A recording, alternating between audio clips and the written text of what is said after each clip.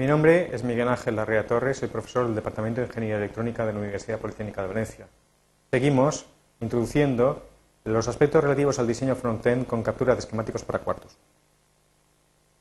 Bien, en la sesión de hoy consideraremos el concepto revisión, que nos va a permitir trabajar con diversas entidades, con diversas unidades de diseño dentro de un mismo proyecto.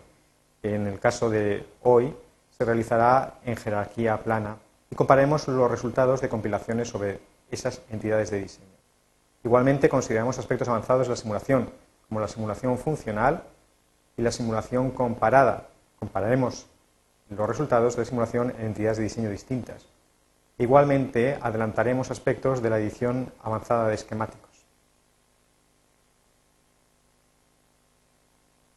Para ello teníamos nuestro proyecto S1, cuyo esquemático, que era el tope de la jerarquía, tal como se definió al definir el proyecto, era Cumul.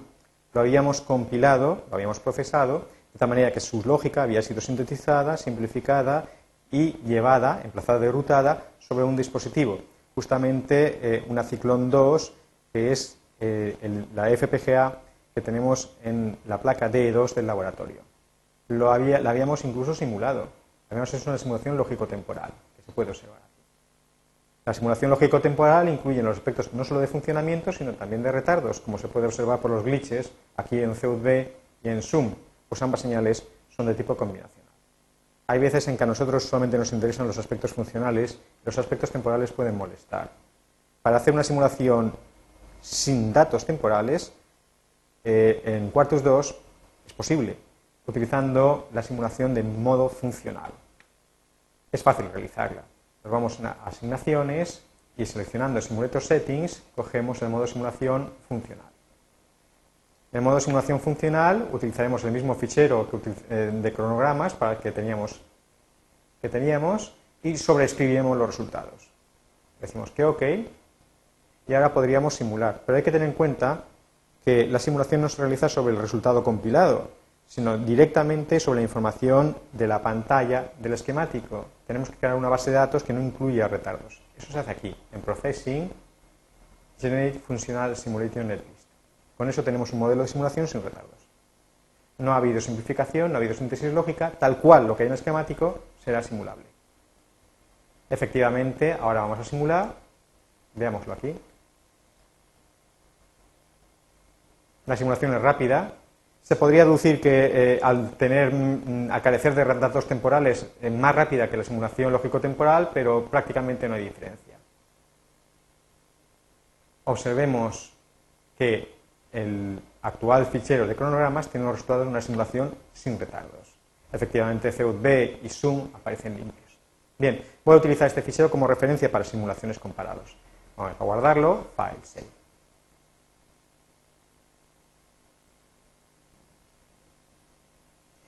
Bien, el acumulador es un circuito sencillo, lo hicimos con LPMs editables textualmente, pero evidentemente podía haber descrito el funcionamiento mediante otras técnicas. Podía haber utilizado, por ejemplo, puertas lógicas, y eso hubiera sido más razonable dentro del espíritu de la clásica electrónica digital.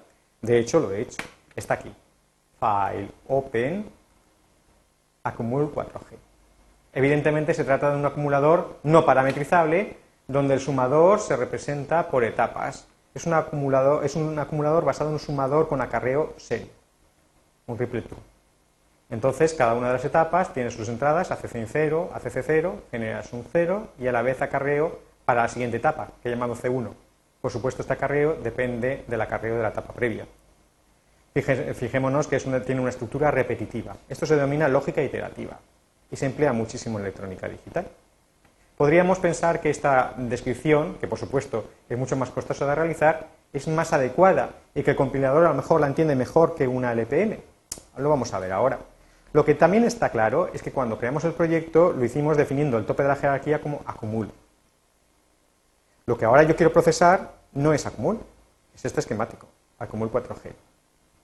Además debemos de tener en cuenta que el procesamiento de la información dentro de Quartus 2 debe de incluir no solamente los aspectos funcionales, o sea, no solamente las unidades de diseño, el tope de la jerarquía que voy a procesar, sino aspectos de configuración, las asignaciones de las herramientas de Quartus 2 y las asignaciones físicas, o sea, por ejemplo, a qué pines voy a llevar yo las diversas salidas de mi circuito, la primera asignación física, por supuesto, es la asignación de dispositivo. Englobando ambos conceptos, o sea, quién es el tope de la jerarquía que voy a procesar y con qué asignaciones, está el concepto de revisión. Y un proyecto puede tener múltiples revisiones. En este momento la única revisión es acumul. Nosotros no sabíamos, pero estaba ahí. Yo puedo crear una nueva revisión definiendo acumul 4G como tope de la jerarquía. Sería así. Project revisions. Create. Defino acumul G como tope de la jerarquía. Perdón, como revisión nueva a considerar. Se ha creado la revisión, esta revisión tendría asignaciones diferentes, yo podría de nuevo utilizar la herramienta de asignaciones, pero sobre todo tengo que redefinir quién es el tope de la jerarquía. Eso se hace aquí. Me voy a Project y hago Set as Top Level Entity. Y ahora sí, ahora mi revisión tiene un nuevo tope de la jerarquía. Puedo compilarla. El proceso de compilación le va a llevar cierto tiempo. Sabemos que la lógica es muy sencilla, pero el dispositivo sobre el cual voy a emplazar y rutar los recursos, después de sintetizados, es muy complejo. De hecho, la DE2 incluye esta EP2T35F672C6, que es un dispositivo muy rico. Y después de la compilación comprobaremos que efectivamente ese esquemático hace la misma función que el previo.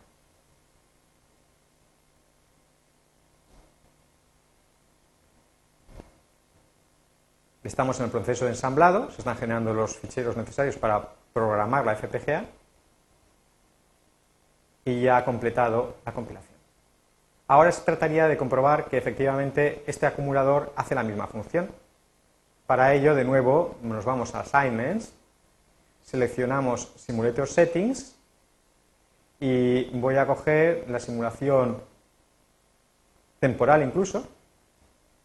Voy a utilizar como referencia el fichero acumul.wf, pero en este caso lo que voy a hacer es una simulación comparada. Voy a decirle que compare las salidas, determinadas salidas, en este caso ACC, con las de la simulación funcional previa.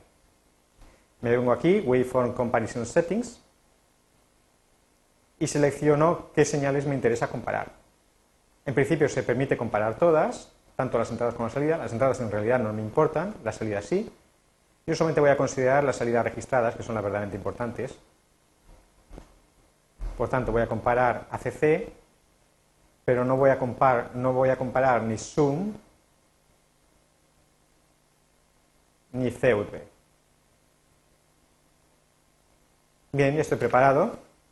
Cuando ahora haga la simulación, será una simulación lógico-temporal y compararé con los resultados de la simulación funcional previa.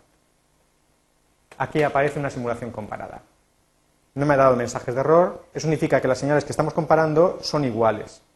Es verdad que se pueden seleccionar diversos criterios de igualdad. Por ejemplo, en qué condiciones se dispara la comparación de una onda con la previa. Las ondas previas aparecen en negro, las ondas nuevas, resultado de la simulación, aparecen en rojo, y efectivamente en el campo del valor se aparece a la izquierda el resultado actual de la simulación y entre paréntesis el de la previa. No hay diferencia. Evidentemente, el acumulador que he dibujado aquí con tanto esfuerzo realiza la misma función. Se podría pensar que a lo mejor ese esfuerzo ha rentado en algo. Podemos comparar ambos proyectos. Si yo comparo en los proyectos, en Revisions, compara, podemos ver que efectivamente nos vamos a llevar un chasco, puesto que nuestro acumulador con la LPM personalizada vía texto es más eficiente que el que he dibujado con gran esfuerzo puerta a puerta. De hecho, mientras que el primero ocupa 9 macrocélulas, el segundo ocupa 11. Aprovecha peor la lógica disponible por la FPGA. Vaya. Entonces no tiene mucho sentido utilizar este tipo de descripción. No es muy productivo, pero sí que es verdad que en cierto aspecto es rico, porque me da una idea de cómo procesar el acumulador, cómo crear un esquemático que sea ciertamente parametrizable. Me voy a aprovechar, de hecho, de las matrices de primitivas. En nuestro acumulador original, las puertas AND y los registros, igual que los puertos que tenían forma de bus, eran en realidad varios de ellos en paralelos. Utilizando el etiquetado adecuado de las señales, yo puedo crear un esquemático parametrizable. Lo he creado aquí. Acumul NG.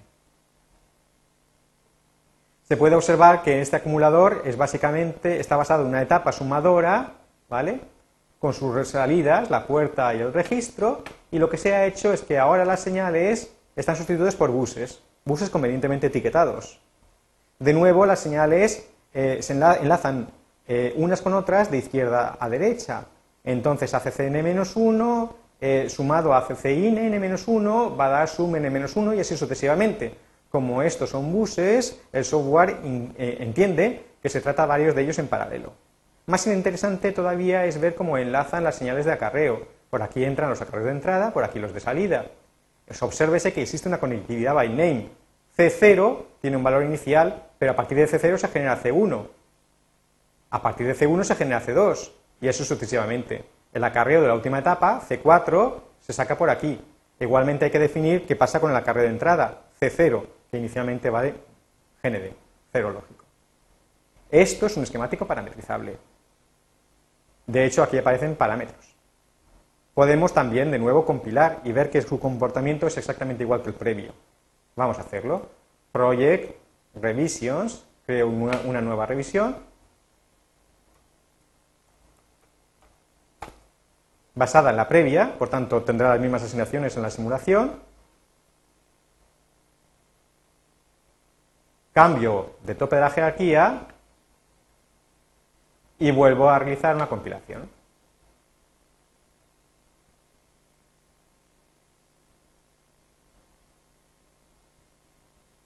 Bueno, lo que va a tardar va a ser exactamente lo mismo que tardaría con el esquemático previo. De hecho, tiene la misma lógica. Resulta muy sencillo hacerlo y una vez efectuado comprobaremos que la simulación da el mismo resultado.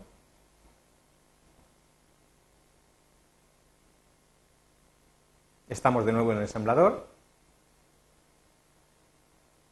Pasará al analizador de tiempos, que el análisis de tiempos se realiza en modo automático y la compilación ya ha finalizado.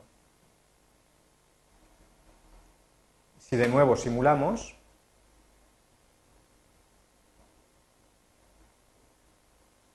observaremos que efectivamente no ha cambiado nada. Nuestro acumulador parametrizable tiene el mismo comportamiento que el de la versión inicial. Y con esto termina esta parte de la